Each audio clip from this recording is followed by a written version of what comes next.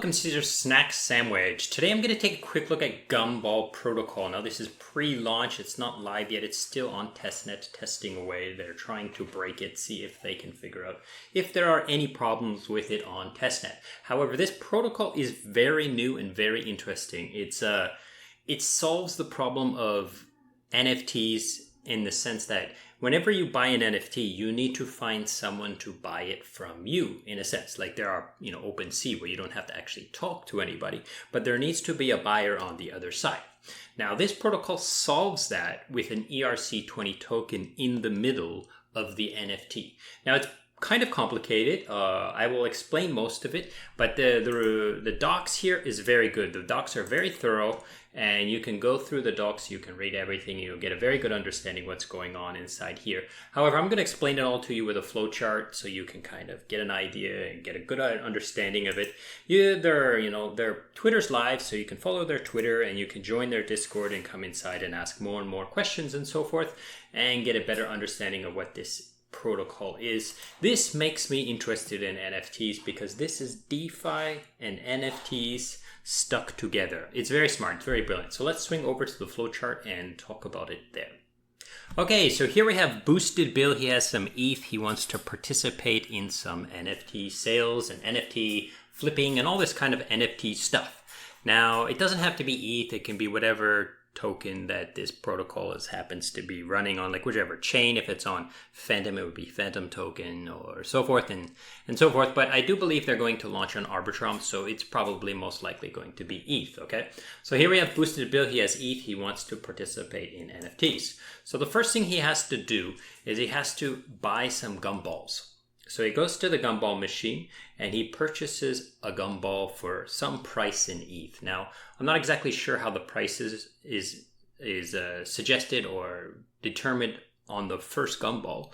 However, it is all based on a bonding curve. So when he buys the first GUMBALL, the second GUMBALL will be more expensive, and it'll gradually go all the way up to infinity. Thereby, the last GUMBALL can never be purchased because the price of because it's a bonding curve and it approaches infinity, right? So you'll never be able to buy the last GUMBALL. However, the price will continue to go up as people buy more and more GUMBALLs. Now, every time you swap some ETH for a GUMBALL, some of that ETH is given to the tax man here. I'm going to call him Candyman, right? I guess you know who this is, right? So Bill's taxation or Bill's trading fees is given to Will here. Okay, let's call him Will. And then he gets a GUMBALL inside his wallet, right? Now, if he wants to exit at any time, so when he wants to unwind, he has to sell GUMBALLs back to the machine and he will be able to get ETH back out, and it will reverse the bonding curve. It will send the bonding curve back down. So there's always enough ETH in here to cover the GUMBALLs that have been minted or sent out, right? That have been released for the ETH, right? And again, whenever he does this reverse swap or this redeeming, again, Will here will get his 2.5%, okay? Now, 1% of these fees here are given to the creator of the NFT. And in this case, I'm going to use Caesar. Caesar's an NFT creator and he has an NFT project and he launches on GUMBALL, and 1% of these swap fees will be given to him. And another 0.5% will stay with Will, or who I'm calling the GUMBALL team, right? The GUMBALL team will get their 0.5%. You'll notice there's still some 1% left over, because 2.5% is given and 1% here, and 0.5% stays with the team, and I'll get to that in a second, okay? Now, NFTs. So Caesar has put a whole bunch of NFTs inside of the GUMBALL machine, and if Boosted Bill wants one, he has to take the GUMBALL and stick it into the GUMBALL machine, and he can get out one of these NFTs, right? Now, he has a choice between getting a new one, which he doesn't know what it will be, or he can get one that has been returned, so has been redeemed already, and I will talk about that next, okay? So Now that he has this NFT in his wallet, he's traded the GUMBALL for the NFT. He can take that NFT, use it on Twitter or however NFTs are used, right? However these NFTs happen to be used, or he can sell it on OpenSea, and any trading fees that happen on OpenSea, that revenue will be given to Will here to share appropriately, right? Now, let's say he has the NFT and he wants to get out. He wants to sell his NFT. He wants to get out and he doesn't want to use OpenSea. So he can return the NFT to the GUMBALL machine. And the GUMBALL machine will give him back his GUMBALL minus a little bit. So it will take 0.05 of that one GUMBALL and burn it. Now, because you're burning the GUMBALLs, you're reducing the supply of GUMBALLs that the GUMBALL machine has spitted out that are backed by ETH.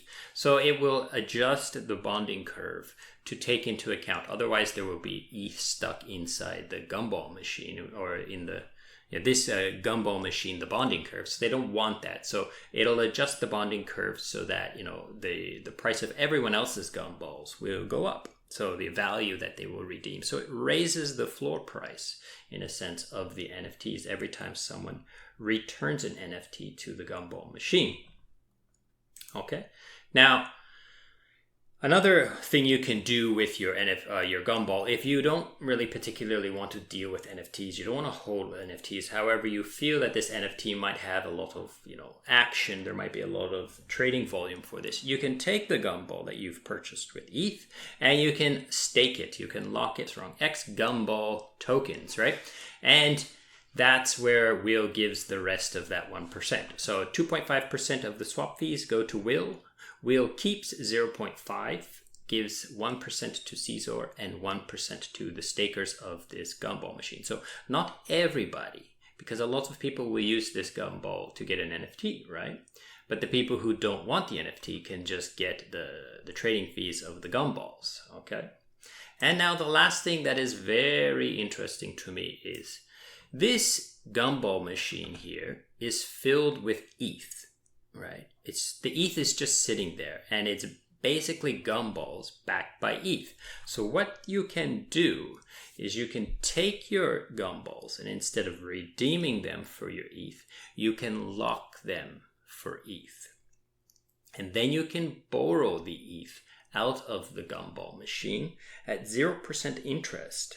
And because of the trading fees and the swapping fees, your GUMBALL is going up in value because the floor price is increasing and the burning as well, right? So eventually this will be worth more than what you've borrowed, and it will make sense for you to bring back this ETH to get your GUMBALL and then redeem it for the underlying actual ETH, okay? So this pretty much covers it. I think this is very interesting. It's definitely innovative and new and interesting. So I hope this has been helpful and I hope this is useful to you. And thank you so much for watching and goodbye.